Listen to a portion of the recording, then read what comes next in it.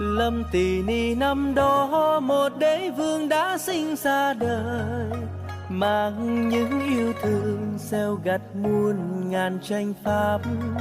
Trên bước chân ngày đi thất liên hoa vương khoe sắc nở, vì Đức Thế Tôn đã giáng sinh trên thế gian này. Trên trời hay dưới đất phồn tiếng ca mãi tôn vinh Ngài, một Thế Tôn từ bi đem chánh niệm dẹp tan hung ác.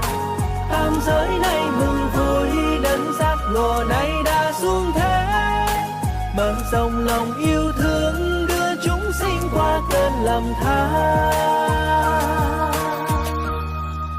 Mở rộng lòng yêu thương đưa chúng sinh qua cơn lầm than.